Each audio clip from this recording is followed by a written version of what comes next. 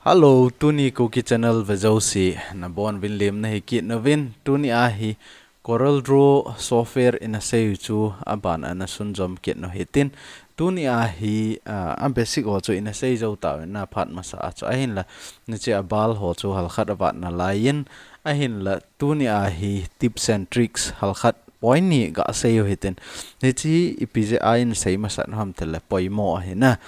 tiam phana banner hovel Christmas banner hovel na sim no ma Christmas program ho na sim no mai le hi chi poimo ding ai lo vai le logo am khat na sim mai le chun poimo ma a hi na za chu hi chi CorelDRAW hi aban ban cha kang a angel de hi na kinol hi lai ta chu jil deu abona full tutorial ti ding hi in complete na hin jil deu hi in Illustrator hian lang Photoshop hian lang chiwa CorelDRAW hian lang Premiere Pro zong le het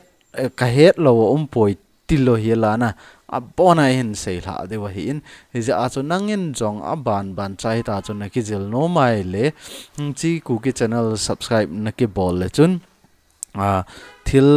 software lang pang hian lang online lam pang hian lang game lam pang hi zong le news lam pang hi zong le update ki bol ji a hin je a chu nangin he chi KUKI channel pha na sa le subscribe ana ki bolen lang ana support ji in ti chu ka hin sei no ma hi in tu hin CorelDRAW ana lut no hi ten na ban le tu ni topic ngova ana lut taw te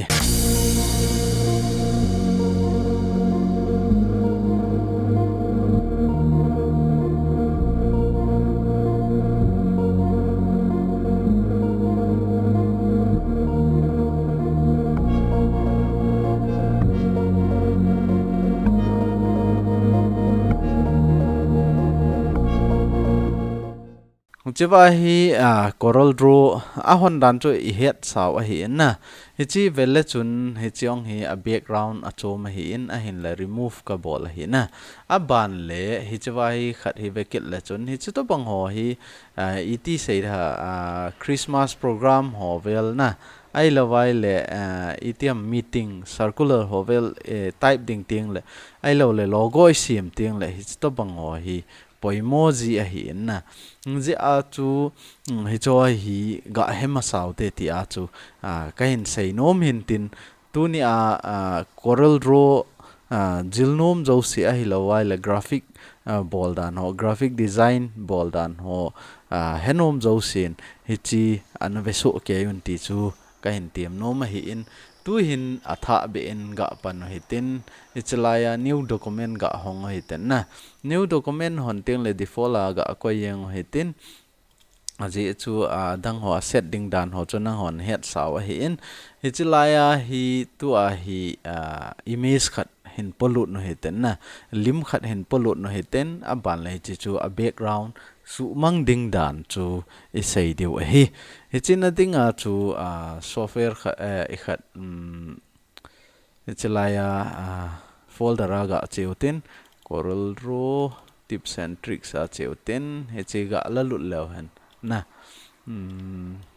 oi adi poi hichiwa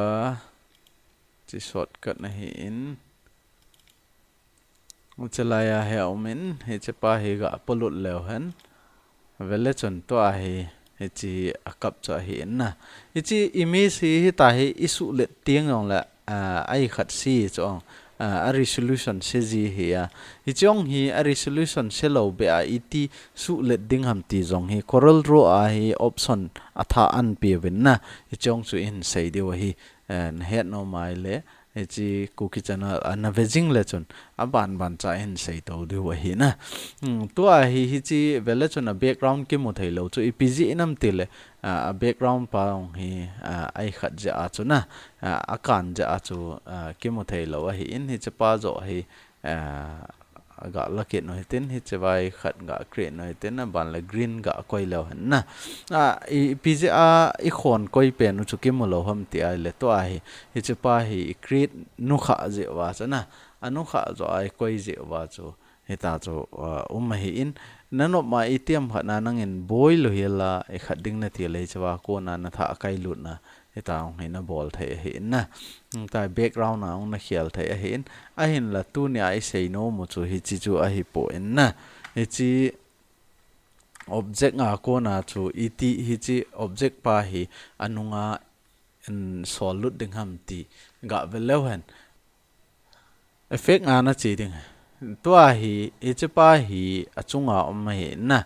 aban le hi chi anung langa sol na dinga chu effect nga chi deu hi effect ngai chi zo effect ngai lo ai chi object ngai chi deu object nga ko na hi all the run chi ding hi all the run chi zo ting le hi chi pa hi na select ngai le chun hi chi ba hi chi option hi hong ding hi in a hin la khon pa chun na select ngai le hi chi ba option hong ki highlight ding hi na ja a chu to hi chi pa hi back of page hi na hi chi control n jong keyboard na ko na chu shortcut na mi the hi in a hin la item khana keyboard a kon a shortcut ne het lo vai la object ana chi ding a ban la all the run chi ding a ban le chawai to back of back page ti hina chi mi ele chun hi ta hi hi chapa yo hi ama sa hong pang ding hi ta in ta hong pan tiang le to a hi bitmap ma chi de hi na bitmap ma chi tiang ol le anoi langa hi ga chi le ha chi anoi langa hi chawai bitmap mask aumen na ni chapa hi nami ding hi na ni chapa hi nami ding hi bitmap aban la bitmap mask aumen hi chi nami tiang le hi chilanga hi vel le chun hi chi to bang hi hung pot do ding hi na ni chi to bang hung pot do tiang le vel le chun hi chi akitik pa khu hi chi kang chuna itiam khana hi chapa hi na tik kha hi chapa hi na tik lawa avom pa yo hi na tik nga hi chawai hite na mi apply na bolai le avom pa zo hi mang ding hi na a hin la nanga choi chong hi zero am beta na zero am ding hi ta hi am ding hi in to a hi hon i do yu chu akang pa isu mang no mo hi na ji a cho akang pa tik deu aban le apply na mi ding hi apply na mi tiang level le chon to a hi avom pa to kha ta lo akang pa zo kho mang ta chana aman tiang le to a hi abona thing sela mang lo cho che man na dinga chu hi chi al khat chi al khat chu tam mai ten apply mi le chon che kho na le aban le e che aman di lo vai le chon e chi hal khat ba na lai chana ga zo mai ten he chi hal khat ba na lai a hi in he chi ho khu su mang na dinga cho hi chi na su tam jap ngai he na he che pai na su tam jap ding 61 a ko yetin aban le to a he le chun hi chi dung ju ya chun nang en nay khat thei a hi in na su mang thei hi in aman di lo vai le chi na su tam deu deu ding a hi na ai la itiam khat na ha su I khat wa lai le chlai ho an to kha mai de 100 na ko te apply bol lo hen beta neu khat to kha ta chana aning thieng be ta loi ja a chu 84 a ko yetin to a hi ga ve lo hen chi ai tai na chi chu a background su mang da na hi namu theu chana ngata chu a background ki sumang ji a hi in ipi logo ham khat ai lawai le ep image ham lim hi jong le na ichiwa chu na su mang nom chu hi chlaya he color na khiala ichlaya ko na chu su mang the hi ai lawai le akang le avom om lawai le chlaya ko na nangin a color rong na khial the hi na ichlaya a color na khiala a san na su mang nom mai la san hi chidung ju ya chu nangin color ichlaya ko na na khial the hi na color hong na dei dan dan na khiala ai lawai le chlaya ko na na len the hi ta he na ipi color na su mang nom ham hi chidung ju ya chu na lena na su mang the hi na ni chi chu tu nia background su mang ding dan hal khat iga sei thei naw hin tin tu a he a point ni na aga che kit lawan ani na a chu ipi ham iti ai le hi chi to banga text ho isiam no mai le iti siam ding ham na ti chu bailam ta in sei de wa hi in to a hi chite ni hi ga noi mang ho hitin chapang hi chong tu hin rectangle tool khat lao ten na rectangle tool khat na la ta so itai na la zo ting le abana chu pin bol ding ham te ai le hi chi right click ball lang convert to curve na bol ding hi na convert to curve hi chi pen he na mi ding na mi zo tiếng lệ hi chalai hi chi in lang na hi chalai shape tu la hi chi in lang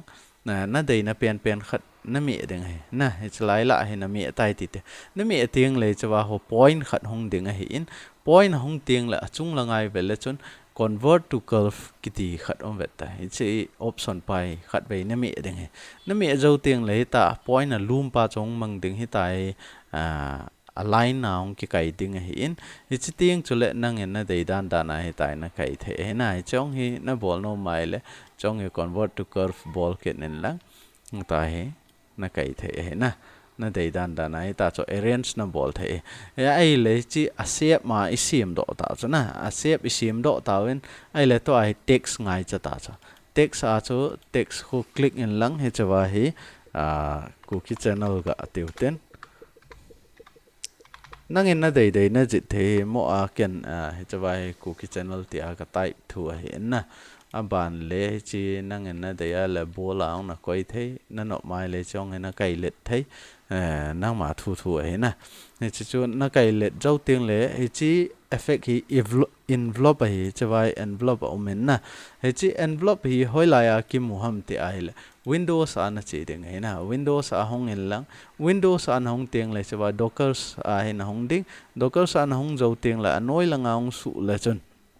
chawa effect maintain effect nga ko na he chawa envelope mai na he chawa envelope hi na mi ding he ai lo wai le na keyboard na cho control F7 na mi a zong le shortcut hong he ding he to ai vele chon ni chlai envelope sa ya na ai wang ai chi kitik ta chana a kitik ja cho chlai ya hi in itiam khana chi na nga choi tai antik nga au mai le chun he chlai windows ana chi ding ka sema banga chu dockers ana chi ding effect nga na chi ding ban le chawa envelope pai na select ding na select zo tiếng le hi chi to banga hi option na mu ding hi in hi chi to banga option na mu tiếng le to a hi chi pa hi na select ta chana hi chi pa na select zo tiếng le chi mi en lang ban le hi chi khat be align hi me le chun hi chi to bang design a chong ding hi tai na hi ta chu a design a tiếng le na nop le chala ya ong na pu lut the chi ve le chun na le ki tu chat yang cha na no mai la adang jong na create kit the te hen ga bol lo hitin ne the ne ding oven ban le chi right click bol lang ne the ne ding wa aviala kan bol hi na aviala kan bol hi che e chawai convert to curve na me ding right click na me ding ne right click na me ding le chi option jong pot ding hi ban le chawa shape tool la na chi ding hi shape tool la na chi ting la hoi la ya pe na na modified no ham hi chlai pen cho point khat na mi ding hi chlai khat na koi ta chana na koi zo tiếng le to a hi convert to curve ana chi ding hi curve ana chi zo tiếng le to a hi tai na bol thei ban la noi pang khat mi ke nan lang convert to curve a bol ke nan lang hi chong hi tin ga kai lut ke nan lang na no mai le chi na dei dan na hin thei cho hi tai khin hoi tin to a hi text khat ga type ke hoi tin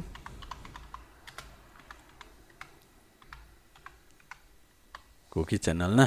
hitin type mình lang hi chi nang ma thu a hi na su le nom le na su le thei na su neo nom le na su neo thei kho lo hi chi chu a ban le hi chawa option pai na mo wa chi create envelope form hi chi pen hin khat be na mi ding he na mi zo tiếng le hi chi na mouse khung ki khel ta ve tang ki khel tiếng le chi a box pai khat ve ga mi le chun hi ta hong lien jeng ding a hin ong le tiếng le chawa hi pick tool hi select kit nen lang ni chawa ko na choi tai na khin lot kit the na itiam khana banner hovel na si mai le na banner dung juya chu a thu chang rong ding na ti ai le hi tai na jit the itiam khana nang en aluma ding na ti ong le chong hi thei chong ita he alum thima thil khat na jit ta chana na jit jawa he chiwa he KUKI channel ka ticket no hitin tại KUKI channel type tại tiểu tên na type dấu tiếng lệ to ai hi chlai envelope ma pa hi chlai create envelope form hi khat be me kit nen lang ban nei chlai pa hi me le chun hi chi to banga cho circle sunga to banga cho hi chi hung kit ding he na ta hi nang en na ki fit to kit the chi KUKI channel ki chi he nè lệ tiêm khả năng en glass lim hồ về lòng ta cho cái zit ding na de ya là glass cho hi chalaya en pollute en lang ban le na tek su type men lang hi chi me en lang a ban le na glass su ga me le chun na glass su nga cho hi chi ki zit yang de ngai ti chu i ga sai theu hen ten tu nia hi chi point ni na tips and tricks point ni i ga sai thei now hi chi chan chu hin tin i tiam phanai chi nang en color na pi nom dong le chalaya ko now color na de na pi the he na ichi chu ha lo hi le hi itiam khana boy na na ne wa na bol the lo hi lo wa yong le nen ki do kit the hi ti chu iga sei the hin ten adang ho chong het be no mobile chi subscribe na ki bol nga ko ma bell icon chan mi ele chun aphat chenga hi chi CorelDRAW a hi han lang reaction a hi han lang software dang dang a hi jong le hung ki bol jing ding a hi na ni chenga khatlani ti a chu hung ki upload jing ding a hi in hi cho a ko na chu nang in jong a ban cha nan ki jil to jing the hi ti chu nga sai the hin tin Tuni KUKI channel la tips and tricks CorelDRAW tips and tricks iga sai the now hi chi chan chui tan te ka ke pai